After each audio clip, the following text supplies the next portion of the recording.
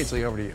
All right, campus reform is at it again, exposing liberal bias on the college campuses around the country. This stopped New York City. This time they headed to John Jay College in New York City, asking students to react to quotes from President Trump's State of the Union address. The only problem is they weren't actually quotes from President Trump. They were actually quotes from President Obama. Watch this. China wants to write the rules. That would put us at a disadvantage. Everything is out the window, like, oh, whatever he's, China. Donald Trump should, mind his own business and, just focus on America. It's like he doesn't think before speaking and how it's going to offend a lot of people. Joining us now is Media Director for CampusReform.org and the man behind those videos, Mr. Cabot Phillips. Cabot, good to see you again. So what'd you do? Tell us what happened.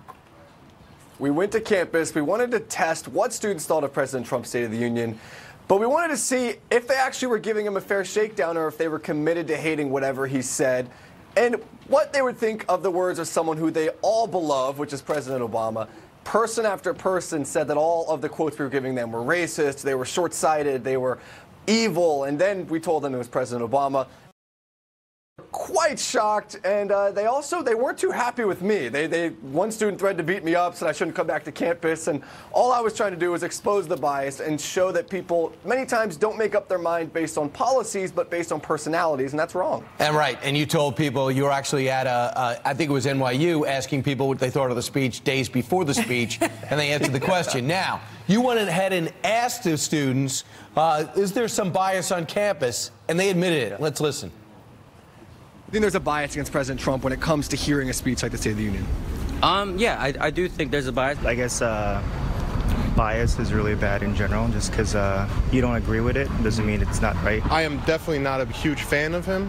However, I think being closed-minded is probably more dangerous than anything he could do. That's interesting. Cabot, go ahead. Yeah. I thought it was encouraging, at least, that students were somewhat willing to admit their bias. And that's what it's going to take for people to look at items, look at policies objectively, and then make up their mind. But this really does start in the classroom, where professors have created an environment.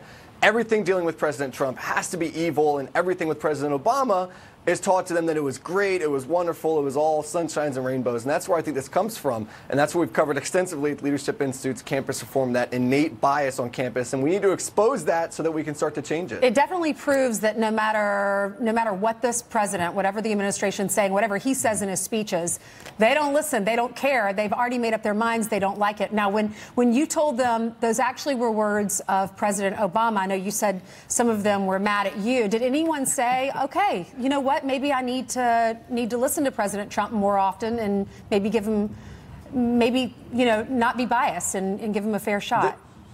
There were a few students that had that aha moment of, oh, well, maybe that could be some personal bias on my part. But sadly, very few people are willing to give President Trump a fair shakedown. It really comes down to them feeling as if they look like they are supporting Donald Trump on a college campus. They face being ostracized socially. They face their grades being docked. Many times they actually face violence against them just for being conservative. And so many students are afraid to give him a fair shakedown because they don't want to look like they are supporting him, because that's the environment towards anyone who's remotely conservative. That's why a lot of people didn't want to admit they were voting for him. That's why people were shocked when he won, because people were afraid to say that they were voting for him. We saw that during the election. Exactly, and it's the exact opposite of what we should try and be foster on our college campuses. Students should be able to have a discussion about what the issues are and not feel pressure to go one way or the other. All right, and when you go to pick out a college, you got to ask yourself, what's the bias, as well as the campus size and the dorm rooms. It's got to play a role in what college you pick, because your kid's going to be brainwashed, perhaps. Cabot, thanks so much. Thank you, Cabot. All right, coming up straight ahead.